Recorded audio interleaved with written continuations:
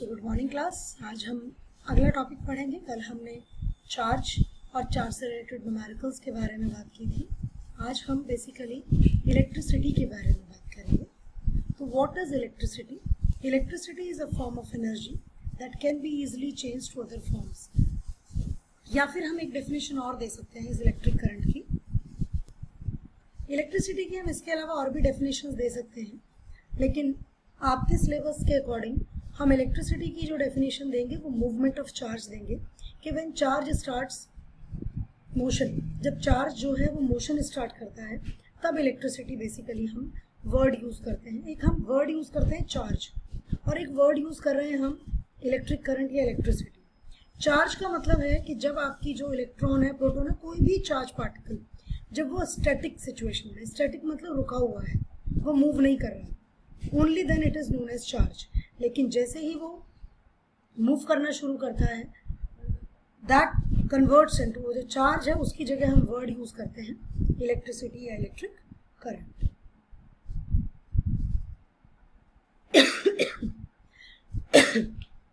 Where does electricity come from? Electricity आती कहाँ से है? इलेक्ट्रिसिटी दो सोर्सेस से आती है। पहला पावर स्टेशन से और दूसरा इलेक्ट्रिक सेल से। मैंने दोनों की पिक्चर्स आपके सामने रिप्रेजेंट की हैं।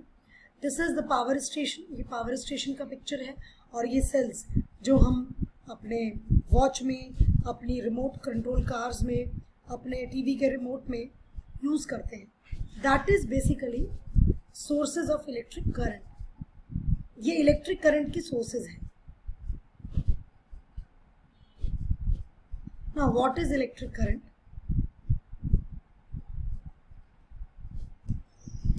सो how does an electrical appliance work? Electrical appliance कैसे काम करता है? अच्छा, आप मुझे पहले एक बात बताइए, आप लोग, so how does an electrical appliance work?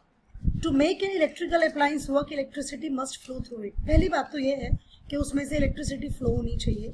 दूसरा point, the flow of electricity is called an electric current. बिल्कुल, मैंने अभी आपको ये डेफिनेशन भी बताई थी कि चार्ज और इलेक्ट्रिसिटी में क्या डिफरेंस है।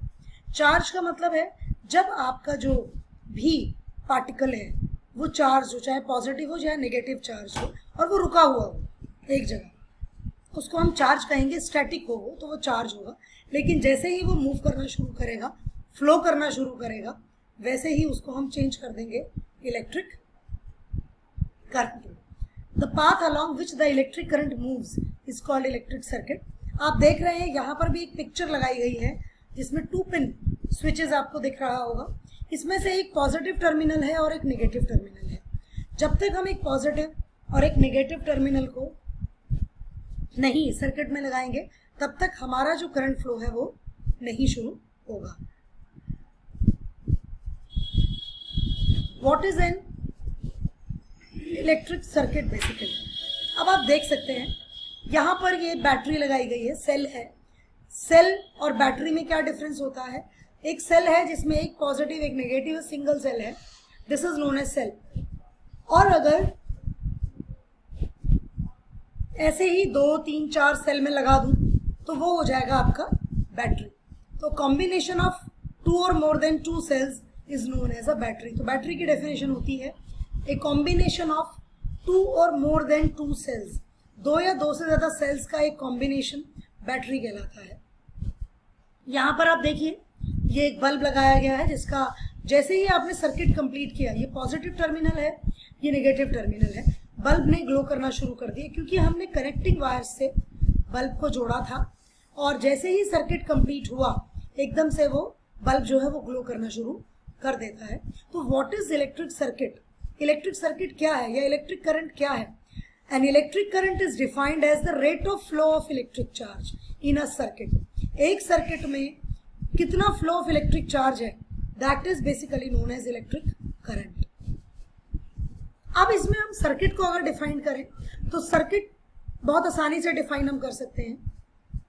The pathway which is followed by electric current to run a appliance. किसी भी अप्लायंस को चलाने के लिए जो एक क्लोज्ड पाथवे करंट फ्लो करता है, that is basically known as circuit. उसको हम क्या कहते हैं?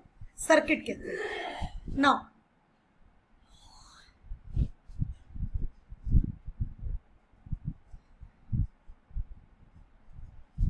पहले मैं तुम्हें सर्किट पढ़ाना चाहती हूँ. Yes, what is electric circuit? This is basically circuit. ये सर्किट है आपका. क्या है सर्किट में? Electric circuit are made up of electrical components. These components must be joined together without any gap in between to form a closed circuit. देखिए यहाँ पर ये मैंने इलेक्ट्रिक सेल लगाया, ये इसका पॉजिटिव टर्मिनल है, ये इसका नेगेटिव टर्मिनल है. ठीक है, ये हमने बैटरी जोड़ दी, बल्ब ग्लो करना शुरू कर दिया, करंट यहाँ से शुरू हुआ, चलता गया, इसमें पास होता गया और यहाँ से यहाँ पहुँच गया. अब ये कनेक्टिंग वायर्स अगर नहीं होते तो मेरा सर्किट कंप्लीट नहीं होता. सर्किट को कंप्लीट करने के लिए मुझे कनेक्टिंग वायर्स लगाने पड़ेंगे. अब यहाँ पर मैंने क्या क्या ज्वाइन किया है आप देखिए. बैटरी लगाई है, कनेक्टिंग वायर्स हैं, उसके अलावा मेरा ये सेल है, सॉरी ये कनेक्टिंग वायर्स हैं, ये मेरा बल्ब है, ये मेरे आप कह सकते हैं स्विच कह सकते हैं, मैं इनको प्लग भी कह सकते हैं क्योंकि इसको रिमूव करने पर मेरा जो बल्ब है वो ग्लो करना बंद कर देगा. ये सारे अरेंजमेंट्स, ये सारे कंपोनेंट्स सर्किट के ही कंपोनेंट्स हैं. Light bulb, circuit board, electric cell, connecting wires. इसके अलावा हम एक वर्ड और यूज करते हैं की, KEY. की का मतलब होता है स्विच. आपके घर में बहुत सारे स्विचेस लगे होंगे, फैन का, बल्ब का, या किसी भी आपके मोबाइल के चार्जर को चार्ज करने का. वो जो स्विच आप ऑन करते हैं तब सर्किट कंप्लीट होता है, तब करंट फ्लो होता है. दैट इज बेसिकली की, उसको हम की भी कहते हैं. तो जो कंपोनेंट्स रेफर करता है ये लाइट बल्ब वायर जो लिखे हुए हैं, these all are the components of a circuit. ये सारे के सारे सर्किट के कंपोनेंट्स हैं. You must remember this point. Now अब हम उसी बात पर दोबारा आते हैं. ये हमने बात कर ली थी. इलेक्ट्रिक चार्जेस के बारे में हम कल डिस्कस कर चुके हैं. दो तरह के चार्जेस होते हैं, एक पॉजिटिव होता है और एक नेगेटिव. पॉजिटिव चार्ज क्यों होता है? एक्चुअली हम बॉडी, किसी भी बॉडी से प्रोटॉन्स को बाहर नहीं कर सकते. आप लोगों ने 9th क्लास में स्ट्रक्चर ऑफ एटम में एटम का स्ट्रक्चर पढ़ा है. आप अगर उसको दोबारा से रिकैप्चुलेट करें तो यू रिमेंबर दिस पॉइंट कि हम किसी भी बॉडी से प्रोटॉन को रिमूव नहीं कर सकते आसानी से, इलेक्ट्रॉन्स को कर सकते हैं. तो अगर किसी बॉडी में इलेक्ट्रॉन्स का नंबर ज़्यादा है तो वो नेगेटिवली चार्ज है, और अगर इलेक्ट्रॉन्स का नंबर कम है प्रोटॉन्स के कंपैरिजन में तो उसको हम पॉजिटिवली चार्ज कहते हैं. How does electricity flow? The battery. हाँ, एक चीज़ मैं आपको याद दिलाना चाहूँगी. यहाँ पर जो हम करंट की डायरेक्शन फ्लो करते हैं, जैसे कि हमने ये दिखाया है पॉजिटिव नेगेटिव. बेटा जो करंट की डायरेक्शन होती है वो बेसिकली इलेक्ट्रॉन्स की डायरेक्शन की उल्टी होती है. करंट की जो डायरेक्शन होती है वो पॉजिटिव से नेगेटिव की तरफ होती है, मतलब पॉजिटिव टर्मिनल से नेगेटिव टर्मिनल की तरफ. लेकिन जो इलेक्ट्रॉन्स मूव करते हैं वो नेगेटिव से पॉजिटिव टर्मिनल की तरफ करते हैं. तो बहुत बार ये क्वेश्चन पेपर में पूछा गया है, what is the direction of electric current? तो आपको दिखना है उसमें opposite to the direction of the flow of electrons, कि जो इलेक्ट्रॉन्स का फ्लो है उसकी डायरेक्शंस के उल्टा. यहाँ पर आप देख सकते हैं पॉजिटिव से नेगेटिव करंट की डायरेक्शन दिखा रखी है. ये फ्लो किया है, पॉजिटिव से एंटर करा और ये करंट की डायरेक्शन है. लेकिन अगर मैं इलेक्ट्रॉन्स की बात करूं तो इट इज ऑपोजिट. इलेक्ट्रॉन्स की डायरेक्शन ऑपोजिट होगी. करंट की डायरेक्शन पॉजिटिव टू नेगेटिव अगर मैं लेकर जाऊंगी तो जो इलेक्ट्रॉन्स की डायरेक्शन है वो नेगेटिव टू पॉजिटिव होगी. You must remember this point. Current की डायरेक्शन पॉजिटिव से नेगेटिव की तरफ होगी, लेकिन इलेक्ट्रॉन्स की डायरेक्शन नेगेटिव से पॉजिटिव की तरफ होगी. ये पॉइंट आप नोट कर लीजिए. The direction of the current is always from positive terminal to negative terminal, but the direction of flow of electrons is opposite to electric current. Electric current की direction की उल्टी होती है. इलेक्ट्रिक करंट की direction positive terminal से negative terminal की तरफ होती है. मतलब पिक्चर में जो एरोज दिखाए गए हैं वो फ्लो ऑफ इलेक्ट्रॉन्स के दिखाए गए हैं, ना कि इलेक्ट्रिक करंट के. ये बात आप लोगों को क्लियर हो गई होगी. Now you can see how does electricity flow. The battery in a circuit gives energy to the electrons and pushes them around a circuit from the negative terminal of the cell round to the circuit and back to the positive terminal of the cell. This is the direction of flow of electrons. तो इसके उल्टा direction होती है आपके current. How to measure current? The SI unit for electric current is ampere. Ampere के लिए standard, मतलब current को मेजर करने के लिए जो यूनिट है, जैसे कि आप टेम्परेचर को मेजर करते हैं किस में मेजर करते हैं? आप केल्विन में मेजर करते हैं, सेल्सियस में मेजर करते हैं, ऐसे ही आप इलेक्ट्रिक करंट को मेजर करते हैं एम्पियर्स में। Smaller currents are measured in milliamperes, और अगर कोई ज़्यादा ही कम वैल्यू है करंट की तो आप उसको मिली एम्पियर्स में मेजर करेंगे। different electrical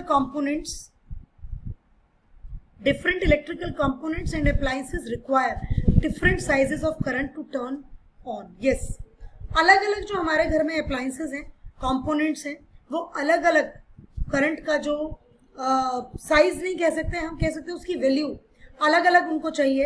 reason is that जो 15 एम्पियर का करंट होता है उसमें हम हैवी अप्लायंसेस को ऑपरेट करते हैं, जो हमारे हैवी अप्लायंसेस हैं, जैसे कि इलेक्ट्रिक वाटर हीटर है, आपका गीज़र है, आपका ये है माइक्रोवेव है, या आपके घर में फुल्ली ऑटोमेटिक वॉशिंग मशीन अगर होगी वो भी पावर एम्पियर में ही काम करेगी। तो बेसिकली करने को वो नॉर्मल एम्पियर करंट में भी काम करती है, जो नॉर्मल स्विच होता है, लेकिन उसके खराब होने के चांसेस ज़्यादा होते हैं। बेसिकली हम इन अप्लायंसेस को, जो थोड़े हैवी अप्लायंसेस हैं, उनको 15 एम्पियर का जो हमारा स्विच होता है, सर्किट होता है, उसी पे इस्तेमाल करते हैं। अपने घर में एक चीज़ ऑब्जर्व कीजिएगा, जो स्विच बोर्ड लगे हैं ना, अपने फादर से पूछिएगा अगर आपको नहीं पता, नॉर्मल स्विचेस 5 एम्पियर के लगे होते हैं, लेकिन कुछ कुछ जगह पर जो स्विचेस हैं वो बड़े होते हैं। वो क्या होते हैं? वो 15 एम्पियर वाले स्विच होते हैं। Now instruments to measure electric current, हम अमीटर का यूज़ करते हैं करंट को मेजर करने के लिए, लेकिन स्मॉल वैल्यूज़ को मेजर करने के लिए हम गैल्वेनोमीटर का भी, गैल्वेनोमीटर बेसिकली डिफ्लेक्शन के लिए हम यूज़ करते हैं कि करंट जो है वो किस डायरेक्शन में जा रहा है उसको फाइंड आउट करने के लिए। करंट को मेजर करने के लिए हम अमीटर का यूज़ करते हैं। ये क्वेश्चन पेपर में बहुत बार आया है, ऐसे ही डायग्राम बना के दिया गया है और आपसे पूछा गया है कि इस इंस्ट्रूमेंट को यूज़ करें करंट को मेजर करने के लिए, and your answer is ammeter. आप एक चीज़ ज़रा यहाँ देखिए, यहाँ पर ए लिखा हुआ है, इसका मतलब अमीटर है, यहाँ पर एम ए लिखा हुआ है, इसका मतलब मिली एम्पियर, ये एम्पियर, ये मिली एम्पियर, और ये माइक्रो एम्पियर, म्यू लिखा है, माइक्रो एम्पियर, मतलब ये अलग अलग तरह के मीटर्स हैं जो कि अलग अलग वैल्यू को मेजर करेंगे। कम वैल्यू है तो हम माइक्रो यूज़ करेंगे, मिली या माइक्रो यूज़ करेंगे, और ज़्यादा करंट है तो हम एम्पियर सिंपल सर्किट का यूज़ करेंगे। Meter, it must be connected in series. अब सबसे बड़ी बात ये आती है, ये सीरीज क्या है? अभी एक वर्ड आएगा वोल्ट मीटर, उसको हम पैरेलल में कनेक्ट करते हैं। एक चीज़ होती है पैरेलल, एक होती है सीरीज। अब मैं आपको इसको थोड़ा सा आपकी क्लास के अरेंजमेंट से समझाती हूँ कि सीरीज क्या होता है और पैरेलल क्या होता है। आपकी क्लास में जब बच्चे आप लोग बैठते हैं, तो अगर आपकी क्लास में वो डुअल डेस्क्स पड़ी हैं, डुअल मतलब वो जिस पे 2 बच्चे एक साथ बैठते हैं, तो आपके बराबर वाला जो साथी है जो आप ही की डेस्क पर बैठा है, उसका राइट हैंड और आपका लेफ्ट हैंड एक साथ आते हैं जब आप एक साथ बैठते हैं। लेकिन आपके आगे वाली सीट पर या आपके पीछे वाली सीट पर जो भी बच्चा बैठता है, उसका राइट आपके राइट में है और उसका लेफ्ट आपके लेफ्ट में है। तो जो बच्चा आपके लेफ्ट में बैठा हुआ है, सॉरी आगे वाली सीट पर या पीछे वाली सीट पर बैठा हुआ है, तो वो बच्चा पैरेलल अरेंजमेंट में है। और जो बच्चा जस्ट आपके बराबर में बैठा हुआ है, जिसमें कि आपका राइट या उसका राइट आपके लेफ्ट के साथ आ रहा है, हैंड्स अगर आप पकड़ें एक दूसरे के, तो दैट इज सीरीज कॉम्बिनेशन। तो बहुत सीधे से एग्जाम्पल समझना है सीरीज और पैरेलल का। आप जो चेन गेम खेलते हैं, that is series combination. Right left, right left, right left, इस तरीके से आप हैंड्स को पकड़ते हैं, दैट इज सीरीज कॉम्बिनेशन। और अगर मैं पैरेलल की बात करूं, तो जो हम रेलगाड़ी का डब्बा बनाते हैं, आप अपने दोनों हैंड्स आगे वाले बच्चे के शोल्डर पर रख देते हैं, वो अपने आगे वाले बच्चे के शोल्डर पर रखता है, that is parallel combination. I think this is very much easy to understand the combinations in parallel and series. कि parallel combination क्या होगा, series combination क्या होगा। This is for today. Thank you and have a good day.